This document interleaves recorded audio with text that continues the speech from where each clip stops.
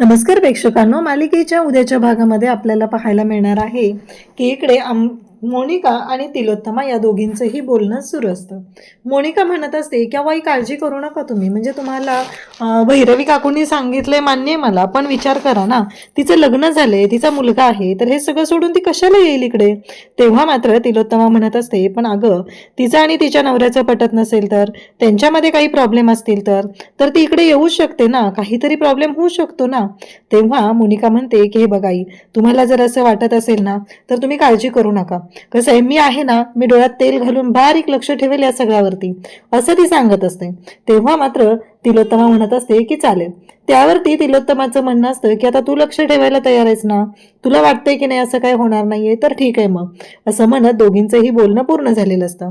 मोनिका म्हणते की चालेल, आता हा जो चहाचा ग्लास आहे तो मी घेऊन जाते, म्हणजे तो वाया जायला नको ना, असं मोनिका तिलोत्तमाला सांगत असते. त्याच वेळी इकडे जगन्नाथ आणि सावली सावली जगन्नाथजींना सांगत असते की बाबा, ह्या सगळ्या गोष्टी मी आता करून ठेवलेल्या आहेत, त्यामुळे आता तुम्हाला वेगळा गोंधळ घालायची गरज नाही, एवढं लक्षात असू द्या, हे सगळं व्यवस्थित झालं पाहिजे. आणि ते इन्स्ट्रक्शन देत असते. जगन्नाथ म्हणतात की अगं काळजी करू नकोस, मला या सगळ्या गोष्टींची सवय आहे, अलका गेल्यापासून मी हे सगळं स्वतःच केलेलं आहे, त्यामुळं तू विचार करू नको, असं जगन्नाथजींचं सांगणं असतं. तेव्हा सावली म्हणत असते, हो बरोबर आहे, तुम्हाला सगळं जमतंय हे मला माहिती आहे, तरीही मला मात्र तुम्हाला हे सगळं सांगितल्याशिवाय माझं मन मात्र राहत नाहीये, असं ती सांगत असते. तेव्हा जगन्नाथजी म्हणतात की काळजी करू नकोस. त्याच वेळी सावली म्हणत असते की मला काही गोष्टी खटकतात ना, मला कळत नाहीये की सारंगच्या बाबतीत असं काय आहे. म्हणजे आता बघा ना, सारंगचं लग्न झालंय, सारंगची बायको आहे, तरीही सारंग माझंच का नाव घेत आहेत, नक्की काय. तेव्हा जगन्नाथजी म्हणू लागतात की अगं प्रेम आहे तसं तुझ्यावरती, म्हणून तर असं होतंय ना, असं जगन्नाथजी जेव्हा तिला सांगतात. तेव्हा मात्र सावली म्हणत असते की नाही, डॉक्टरांचं जे म्हणणं आहे ना त्यानुसार मला असं वाटतंय की या सगळ्यामध्ये प्रेम वगैरे असं काही नाहीये, त्यांना जुन्या आठवणी आठवत आहेत, त्यांची मेमरी लॉस झालेली आहे ना त्याच्यामुळं. इकडे तिलोत्तमा आणि अमृता बोलत असतात, सावलीच्या बाबतीत काय करायचं हे सगळं त्यांचं बोलणं चालू असतं. आणि तेव्हा मात्र इकडे तिलोत्तमा म्हणत असते की हो बरोबर आहे, हे सगळं मला मान्य आहे, पण तेव्हा इकडे अमृता सांगते काळजी करू नका आई, सुशीला पण येईल, ती आल्यानंतर सगळ्या गोष्टी क्लिअर होतील. आता सुशीला आलेली असते. सुशीलाबरोबर या दोघींचं बोलणं झालेलं असतं. सुशीलाला दोघेही सांगत असतात की काहीही झालं तरीही एक गोष्ट लक्षात ठेवायची, ती म्हणजे हे सगळं नाटक तुला करायचं आहे. तिलोत्तमा तिला सांगत असते की सावलीच्या समोर, पर्सनली सावलीच्या समोर हे सगळं नाटक तुला करायचं आहे. आता हे ऐकल्यानंतर अमृतासुद्धा तिथं असते. अमृता म्हणत असते की हो मी तिला सांगेन, हे घर व्यवस्थित बघून घे, इथं सावली खूप वर्ष राहिलेली आहे आणि तिच्यासमोर गडबडू नकोस, जर तू तिच्यासमोर गडबडलीस तर सगळ्या गोष्टी अगदी उद्ध्वस्त होतील, एवढं लक्षात ठेव, असं सगळं सांगितलं जात असतं. तेव्हा मात्र इकडे तिलोत्तमा अमृताला सांगते की हे बघ, तिला सगळ्या गोष्टी सांग, आपल्या घरातलं कोण कोणत्या वेळी कधी बाहेर गेलं, काय झालं, या सगळ्या गोष्टी तिला व्यवस्थित कळल्या पाहिजेत, असं इकडे तिलोत्तमा आवर्जून सांगत असते. तेव्हा मात्र दोघीही बोलत असतात. दोघींच्याही डोक्यात एकच गोष्ट सुरू असते की काय करायचंय पुढं. तेव्हा तिलोत्तमाला ती विचारते, पण हे सगळं का करायचंय आपण असं, या सगळ्याचा काय अर्थ आहे. तेव्हा ती सांगते की हे बघ, सावलीला सगळं खरं वाटलं पाहिजे आणि अजिबात संशय येता कामा नये, कारण माझ्या सारंगच्या जीवासाठी मी तुला इथं आणलेलं आहे आणि त्यामुळं काहीही झालं तरीही या सगळ्या गोष्टी ज्या काय आहेत त्या व्यवस्थितच झाल्या पाहिजेत, असं सगळं सांगणं चालू झालेलं असतं. तेव्हा मात्र इकडे अमृता म्हणते की आई काळजी करू नका, मी बोलेल तिच्याशी अगदी डिटेलमध्ये. आणि मग इकडे सावलीला घ्यायला बबलू पोचलेलाच असतो. बबलूने ठरवलेलं असतं मुलांना शाळेत सोडायचं आणि त्यानंतर सावलीला घ्यायला जगन्नाथच्या घरी जायचं. आता बबलू ही सावलीची खूप चांगल्या पद्धतीने काळजी घेत असतो. सावलीसाठी काय हवं नको या सगळ्या गोष्टी तो पाहत असतो, कारण बबलूलाच माहिती आहे की सारंगचं लग्नच झालेलं नाहीये आणि सारंग अजूनही सावलीवर तेवढंच प्रेम करतोय. त्यामुळं तर बबलू सुद्धा सावलीची तेवढीच काळजी घेत असतो, कारण सावलीने सुद्धा मेहेंदळेंच्या घरी असताना बबलूची व्यवस्थित काळजी घेतलेली असते. बबलूला काय हवं नको ते पाहिलेलं असतं, सगळ्या गोष्टी अगदी व्यवस्थित केलेल्या असतात. मग आता जेव्हा गरज आहे तेव्हा सुद्धा सावलीची सगळी तयारी असते आणि बबलूसाठी सुद्धा तिने सगळं व्यवस्थितच करत असते. आणि आता मात्र इकडे तिलोत्तमाने सगळ्या गोष्टी सुरू केलेल्या असतात. मग मात्र बबलू इकडे म्हणत असतो की जगन्नाथजी, मला काय म्हणायचं आहे माहिती आहे का, की तुम्ही सारंगदादाला बघायला काय येत नाहीये, चला ना तुम्ही पण सारंगदादाला भेटायला चला. इवन तो असंही सांगत असतो, असंही तो तुमचा लाडका जावई आहे ना. तेव्हा जगन्नाथजी म्हणतात की हो बरोबर आहे, माझा लाडका जावई आहे, त्याबद्दल काही शंका नाहीये, पण एक महत्त्वाची गोष्ट म्हणजे ती तिलोत्तम आहे ना, मागच्या जेव्हा पोलीस स्टेशनमध्ये दिसली होती ना, तेव्हाच इतकी अंगावर आली होती. आता जर मी सारंगला भेटायला आलो तर त्या तिलोत्तमा एकतर ती स्वतःचं डोकं फोडून घेईल किंवा माझं फोडून घेईल, त्यापेक्षा मी येतच नाही तिकडे, असं जगन्नाथजी सांगू लागतात. त्यानंतर इकडे पाहायला मिळतं ते म्हणजे आता सुशिलाला किचनमध्ये आणलेलं असतं आणि अमृता तिला इन्स्ट्रक्शन देत असते. तिला म्हणत असते की ह्या भरण्या ठेव. मग त्या भरण्या ठेवल्या जातात आणि मग मात्र सुशिला त्या गोष्टी विसरत असते. तिला आठवत नसतं की कुठल्या गोष्टी आपण कुठं ठेवलेल्या आहेत. आणि मग मात्र तिलोत्तमा उठते. तिलोत्तमा म्हणते की अमृता, हे बघ, हे सगळं जे काय आहे ना ते व्यवस्थित करून घे, मी काय सांगते लक्षात येत आहे ना. तेव्हा अमृता सांगत असते की हो आई, असं म्हणत आता अमृताने सुद्धा तिलोत्तमाला सांगितलेलं असतं आणि त्याचबरोबर आता सगळ्या गोष्टी सांगायच्या असतात. तेव्हा इकडे सुशीला म्हणत असते की खरंच मला सगळं पटतंय तुमचं म्हणणं, कारण यामध्ये चुकायला नकोय, कुठलीही गोष्ट चुकली नाही पाहिजे, असं या दोघीही तिला इन्स्ट्रक्शन देत असतात. आणि दोघींचंही एकच म्हणणं असतं की काहीही झालं तरीही यामध्ये चुका होता कामा नयेत.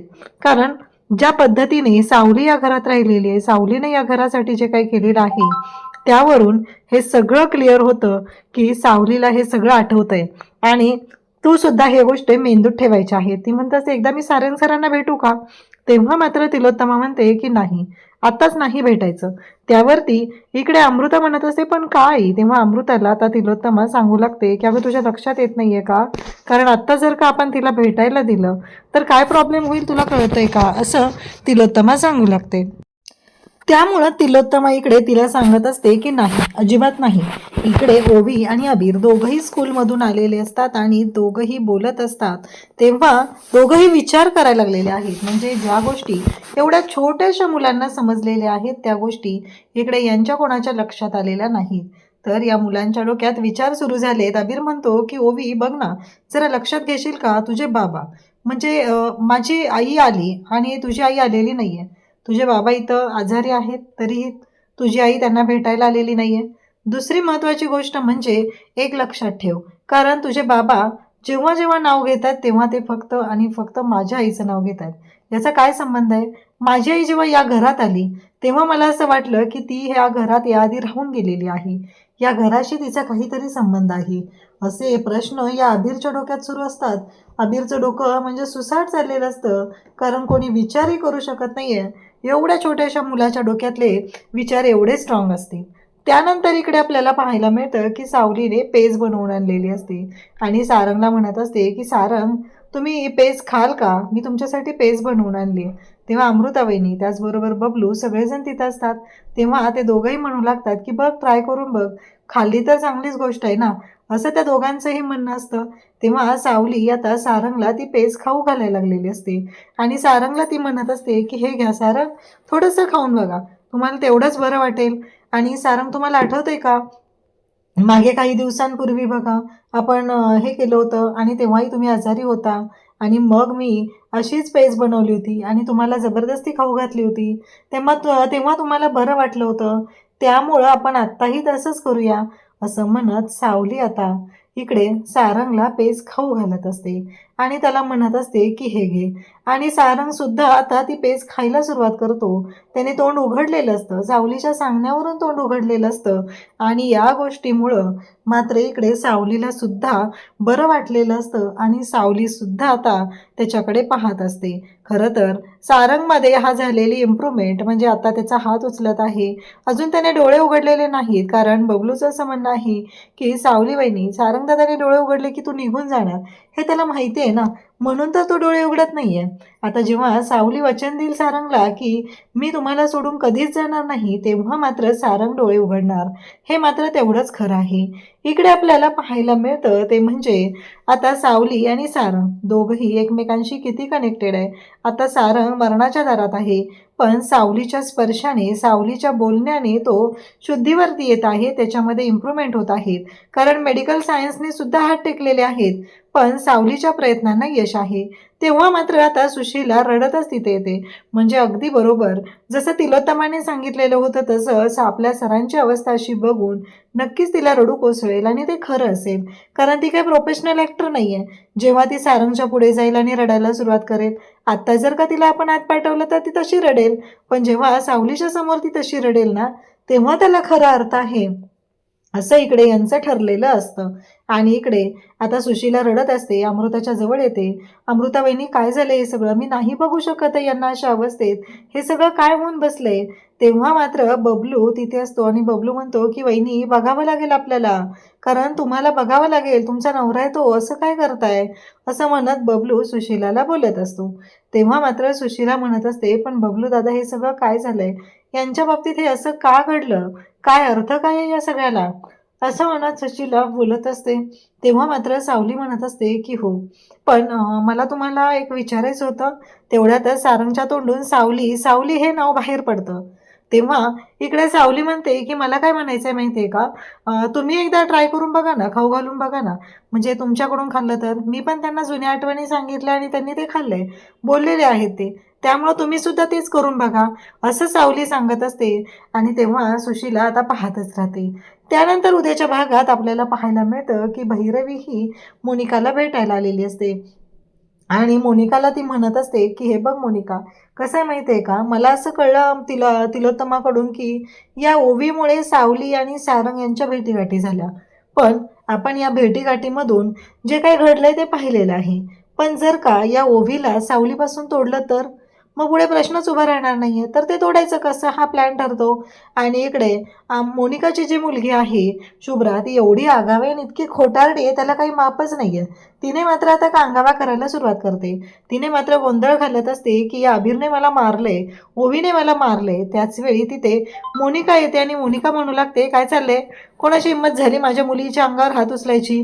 ती म्हणते ह्या ओवीने मला मारले आणि आबिरने तर धमकी दिली आहे, त्याने मला धुतलंय. तेव्हा आबिर म्हणतोय खोटं बोलू नकोस, खरं बोल, कारण मी काय तुला धुतलेलं नाहीये आणि आता तुला धुवू शकतोस, हा, एवढं लक्षात ठेव, खोटं बोललीस तर. तेव्हा मोनिकाला राग येतो आणि मोनिका करत तिच्या अंगावर जाते.